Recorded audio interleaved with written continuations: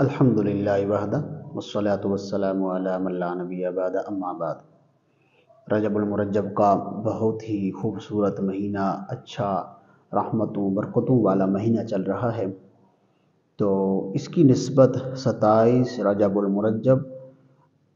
کہ جس کے لیے نسبت ہے 27 رجب المرجب کی طرف کہ اللہ تعالیٰ نے اپنے پیارے نبی علیہ السلام کو، اپنے محبوب کو 7 آسمانوں کی سیر کرائی، تو یہ معراج کروانے کی طرف 27 رجب المرجب کی نسبت ہے، تو اس کو ایک بہت بڑی فضیلت حاصل ہے۔ حضرت ابو بکرہ رضی اللہ عنہ اس حدیث پاک کے راوی ہیں۔ نبی کریم صلی اللہ علیہ وسلم نے ارشاد فرمایا، زمانہ اسی حالت پر پلٹ کر آ گیا ہے، اللہ تعالیٰ نے آسمانوں اور زمین کی تخلیق فرمائی تھی، اور سال کے 12 مہینے ہیں، اور ان میں سے 4 مہینے حرمت والے ہیں، ایک ذوالقعدہ، ذوالحجہ اور محرم الحرام، اور چوتھی اللہ کے نبی علیہ السلام نے ارشاد فرمایا جمادی الاخری کے بعد شعبان المعظم سے پہلے ان دونوں کے درمیان جو مہینہ حرمت والا آتا ہے وہ رجب کا مہینہ ہے۔ حضرت ابو ہریرہ رضی اللہ تعالیٰ عنہ فرماتے ہیں کہ نبی علیہ السلام رمضان المبارک کے علاوہ اگر کسی مہینے میں روزے رکھتے یا روزے مکمل کرتے تھے تو وہ رجب المرجب کا پیارا مہینہ تھا کہ نبی علیہ السلام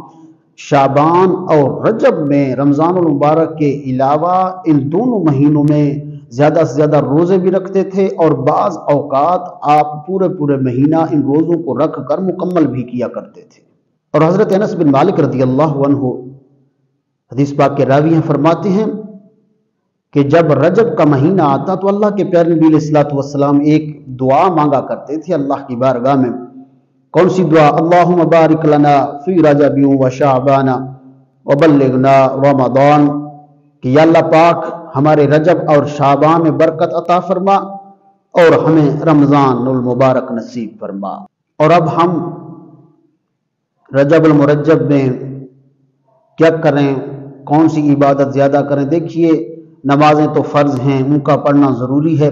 اس کے علاوہ اگر کوئی ورد وظائف پڑھنا چاہتے ہیں تو زیادہ سے زیادہ استغفار پڑھا کریں، اس سے آپ کو جتنی بھی دکھ پریشانیاں ہیں اللہ تعالیٰ دنیا عطا فرمائے گا۔ واللہ عالم ورسولہ عالم صلی اللہ علیہ وسلم۔